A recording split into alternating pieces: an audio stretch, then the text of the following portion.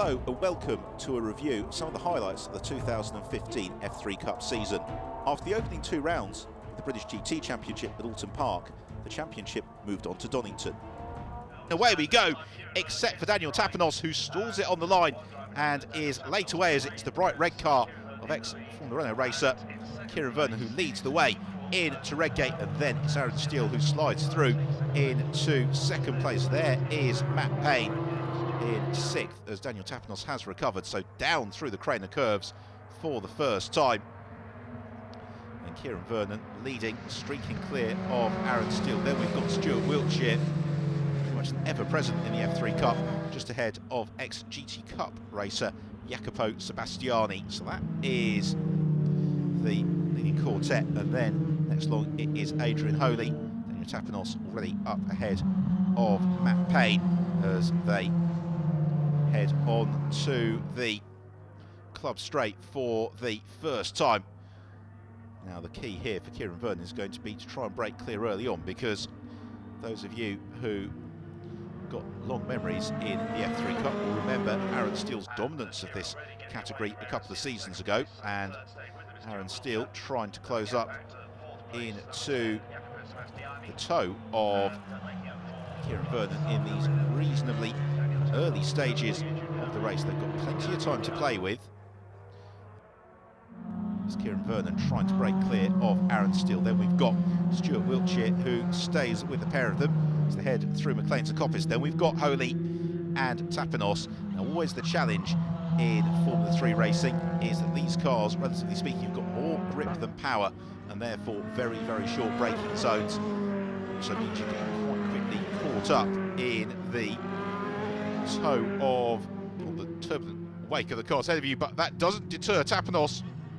All but that does, as he flicks the car sideways, and all credit to Adrian Holy for jumping on the brakes, because that was very nearly the end of two Dalaras, as Tapanos got it all sideways in his 2011 Dalara, because one of the big changes for the F3 Cup this year has been the introduction of slightly more modern specification F3 machinery, whereas Adrian Holy is running in a 2000 specification Dalara.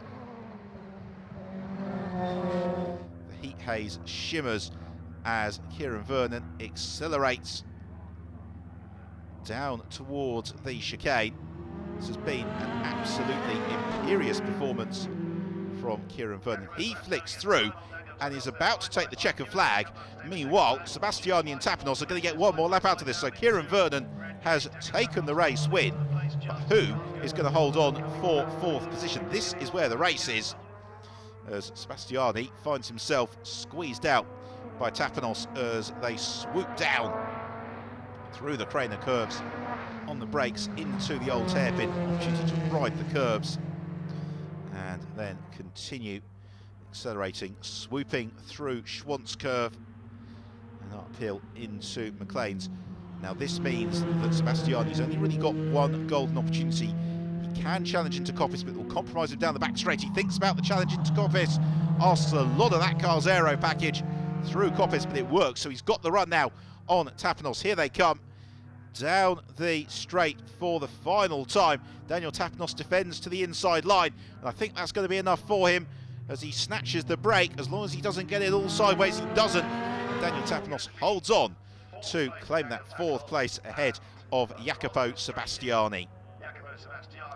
Revs rise, and away we go. Oh, and Kieran Vernon bogs it down.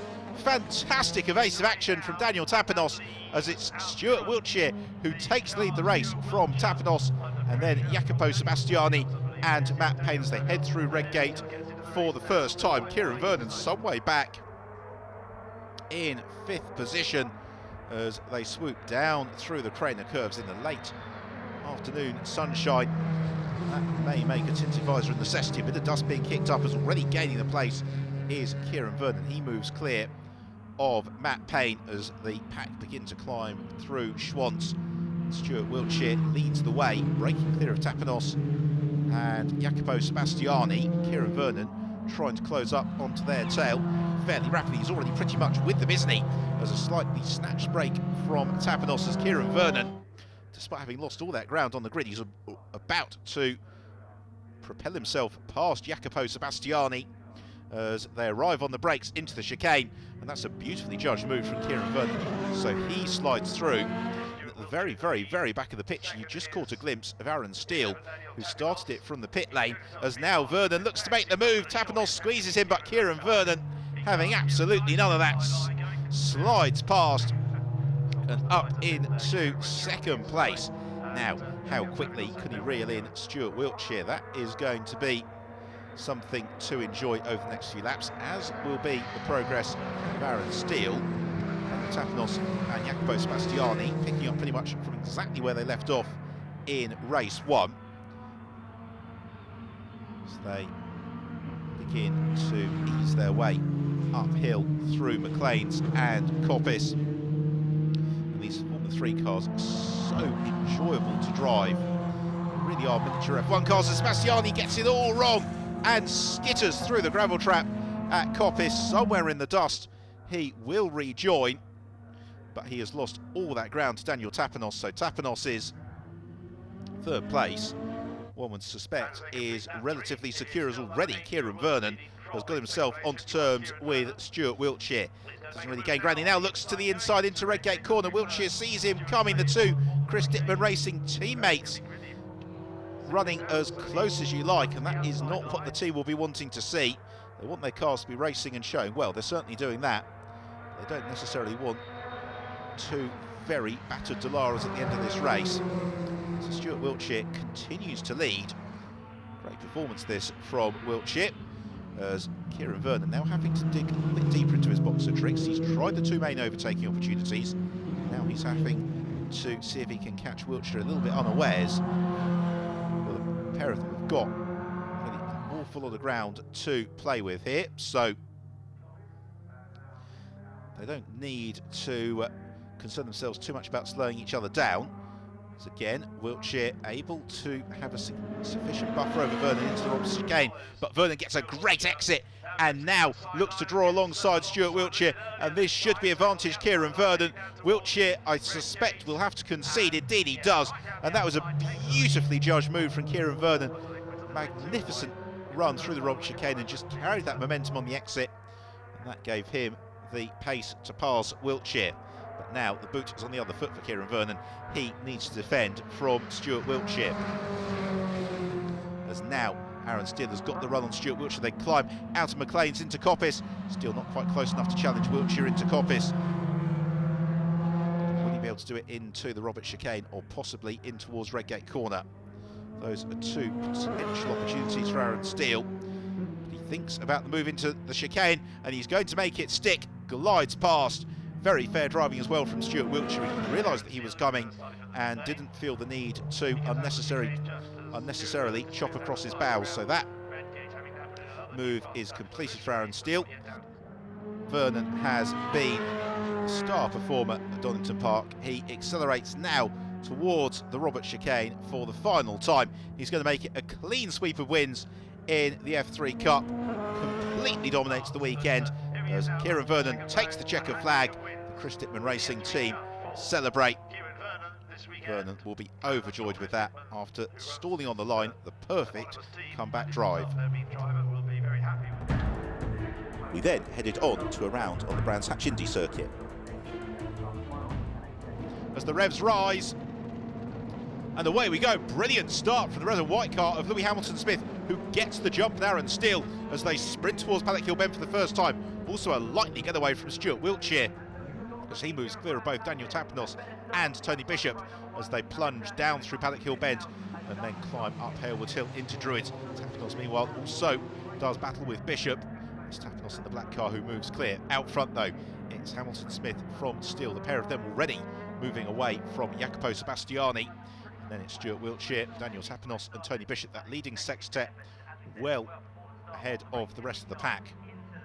Through Surtees on the brakes into Clearways and then picking up the throttle out of Clark Curve through the slight compression along the lengthy right-hander known as the Brabham Straight before they begin to aim for that blind entry into Paddock Hill Bend. And these Formula 3 cars braking very, very late indeed. A little bit of a wiggle there from Steele as he keeps his foot in, climbing up towards Druids again with the aerodynamic grip available to the drivers. They can brake very late for the hairpin.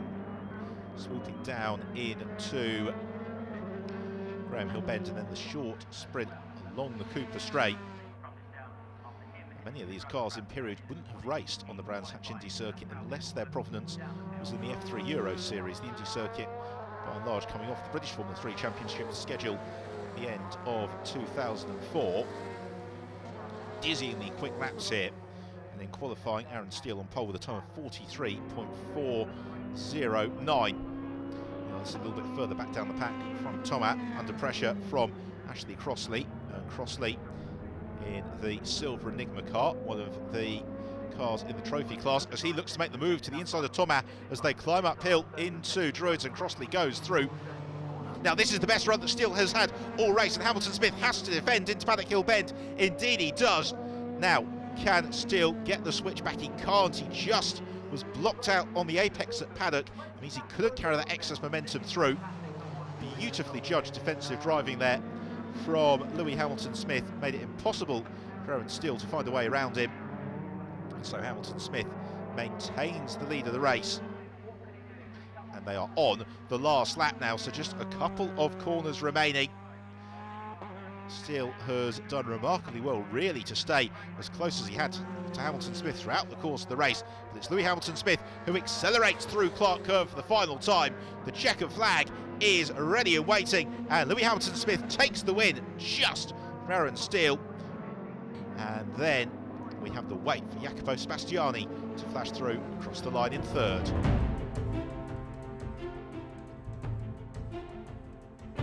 After a trip to Spa, it was on to Snetterton in some very changeable weather conditions.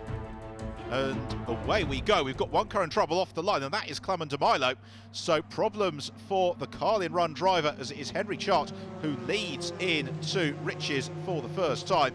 Everybody cleanly through. There's James Lederman a little bit further back down the pack in one of the trophy class cars as Chart leads the way. Second place is Steele. Then it's Hamilton Smith from Sebastiani, Tapanos and Wiltshire. Just towards the back of the field there was Adrian Holy, struggling for grip as through Palmer and on towards Agostini, and all the drivers running a little bit wide in these early stages, and Sebastiani wider than the rest of them as around he goes. And Jacopo Sebastiani has had more than one rotation in his Dallara this year, and he has two in that one instance, so he has got an awful lot of recovery work to do over the next 15 minutes. Out front though it is Henry Sharp, but he has got Steele and Hamilton Smith breathing down on his tail as they accelerate along the Bentley Straight towards Brundle and Nelson. The heat haze shimmers off the cars as you can see that Steele waits till the last moment, trying to pounce to the inside of Henry Chart. He can't quite do it. They flick through Nelson and then on towards the bomb hole. And again Henry Chart forced defensive, moves across, covers the line nice and late. Steele getting a little bit frustrated now with Lewis Hamilton Smith poised and ready to challenge. There is the very fast recovering Clement de Mello. So Clement de Mello, he got the start all wrong, but since then he has had a remarkably strong first lap to the race. As again, Steele looks like the move on Henry Chart, and this time he makes it stick. So Aaron Steele leads the way into Riches. Chart looks to fight back around the outside, then to the inside, and he does it as Steele overcommits to the inside line.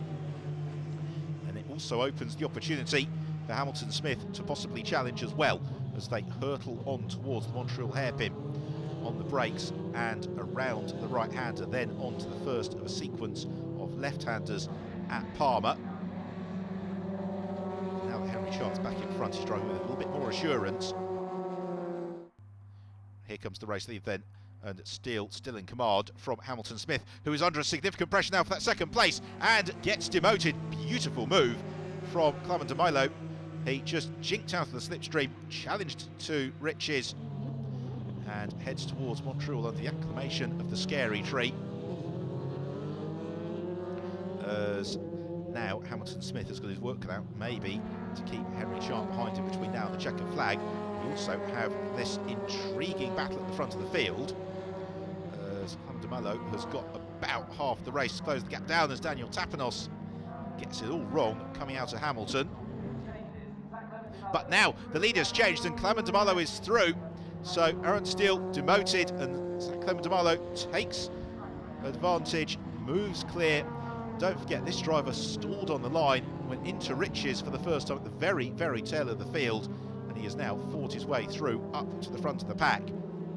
Meanwhile, here is Daniel Tapinos, who has another big moment at Hamilton, and he veers back onto the road. Sebastiani takes evasive action and makes the overtaking manoeuvre. So Jacopo Sebastiani up into 7th place as a result of that moment for Daniel Tapinos. Into the final turn for Zach Clement de Mello. It's been a beautifully judged performance. He recovered magnificently from bogging down at the start, and he accelerates through to the checkered flag and victory in the F3 Cup at Snetterton. So across the line, checkered flag and the win for Clement de Mello. So we get the green light, and it is Henry Chart leading the field away, but briefly, only just briefly, because Zachary Clement de Mello is straight down the inside of him in the Carlin car. Number 13 up into first position as they head around Riches and down towards Montreal for the first time. And you can see what the kind of conditions we have got here.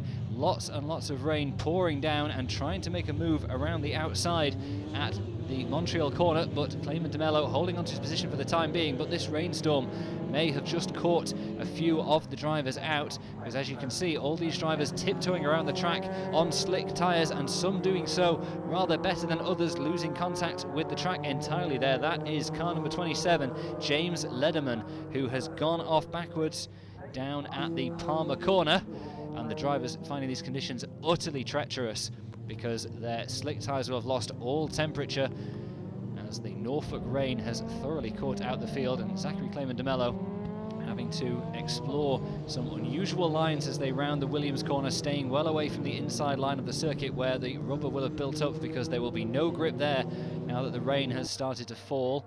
But nonetheless, de Mello has got himself a nice little lead at the end of the Bentley Straight as he sweeps left into Brundle corner, and following in behind him there in third position is Aaron Steele. He started from third on the grid, but he has seen a couple of the drivers around him swap positions, and the rest of the field filtering out of the bomb hole for the first time, but under very grey and cloudy skies for this race, and the rain doing them no favours at all. There goes Wade Eastwood. There is Louis Hamilton-Smith, and the back end gets away from him. And just as we were saying how tricky it can be to keep the car on the black stuff in these conditions, you only need to tread on the throttle a tiny little bit too severely, spin those rear tyres up, and you are pirouetting off. And the battle for second place continues, but Henry Chart, having had that mistake at Montreal and kept his car going again, suddenly closes in a lot on Henry Chart as they come around the right-hander at Riches. They're now into the Williams turn, which is going to feed them back onto the Bentley Straight. And is he close enough to perhaps get in the slipstream of the car ahead of him? We'll find out shortly, but in the meantime, Zachary Clement de Mello up at the sharp end of the field, absolutely untroubled, and will be collecting the checkered flag very shortly. But down into Nelson, and it's another spin for Henry Chart. He's lost it a second time, and I'd be surprised if he doesn't lose a couple of positions there, because he's taking a while to get going again. And sure enough, Daniel Tapinos and Stuart Wiltshire come through as Henry Chart regains the circuit. But there's the checkered flag for Zachary Clement de Mello. A consummate performance by the Canadian driver, pulling away cleanly at the head of the field. Second place goes to Aaron Steele after a very difficult race in treacherous conditions, and Daniel Tapinos is well rewarded for his hard work with third position ahead of Stuart Wiltshire. As you can see, a wet track and wet tyres. Clement de Mello on the left and Aaron Steele on the right as we get ready for the start. And de Mello gets away cleanly. Aaron Steele not away quite so well. Very, very narrow start-finish line at Snetterton. And just look at all that spray as the field head down towards Riches on the first lap. Flashing red lights at the back of all the F3 Cup cars to assist the drivers with the visibility, because it can be very, very hard in these conditions. As you can see, down to Montreal for the first time. Clement de Mello very, very wide, and Daniel Tapinos knocked into a spin and facing the wrong way around, having to get going once again, but he's fallen all the way down to last place. but Clayman de Mello, meanwhile, looking to follow up his victory in the first race with a second, and leading the field around the long left-hander at Palmer and pressing on. So Clayman de Mello, it is in the lead, and we may have another driver off here. Now there is Clayman de Mello still in the lead as they come out. Aaron Steele in second place, and in third it is Henry Chart ahead of Jacopo Sebastiani, who's moved up to fourth place, having started from sixth on the grid. The drivers now through the left-hander at Hamilton and pick out a braking point for Odgies. A tricky little corner which opens up on the exit, and the drivers feed the power on and now head towards the long right-hander at Williams, a big, broad, constant apex corner, and that brings them onto the Bentley Straight, where they will head towards top speed. But already up at top speed, Zachary Clayman de Mello has got himself a healthy lead in his Carling car, well ahead of Aaron Steele. Third place there is Henry Chart ahead of Jacopo Sebastiani, and we wait to see just how far back Daniel Tapanos has fallen and whether he's going to be able to make the same kind of overtaking moves in this race that he did to such great effect in the first. Well, there he is, quite a way further back, but Zachary Clayman de Mello has basically got this race as a private test session for himself, because he's got no one anywhere near the back of him and he has plenty of clear air ahead of him. Not exactly ideal conditions for motor racing, but nonetheless very useful experience for the Canadian driver who has stepped up from karting this year into single-seaters. And behind him, a little bit of a way further back, Aaron Steele, and just ducking out of the slipstream there, Henry Chart, possibly trying to get a little bit better visibility or just make sure that his car's air intake has got water-free air to allow his engine to run at its very best. And running still quite wide there, taking an alternative line at the Montreal hairpin and accelerating out of it for Aaron Steele. Henry Chart following along behind him for now, not able to draw any closer, and nor behind them is Jacopo Sebastiani in fourth place. We've got a replay of some action further back, and this looks like Wade Eastwood losing and then retaking the position from Daniel Tapanos. And there is Louis Hamilton Smith, car number 3, with the white and red livery, looking very much like something the ART team might run in their typical livery in GP3 or Formula Renault 2 litre. But there he is, pressing on, trying to get onto terms with Jacopo Sebastiani, who didn't run so well in the first wet race around Snetterton, but for the time being at least is able to keep Louis Hamilton Smith some way behind him. Sadly, no British Formula 3 Championship to speak of these days, but we do still have the F3 Cup, which brings drivers in multiple different F3 chassis together. And here is Zachary Clayman de Mello in one of the best of them, and he's made best use of it indeed. He takes the checkered flag for the second time this weekend. It's another victory for Zachary Clayman de Mello in the Carling car number 13. Mission accomplished for him at Snetterton. After the final rounds on the Brands Hatch Grand Prix circuit in Silverstone, it was Aaron Steele who took the 2015 championship.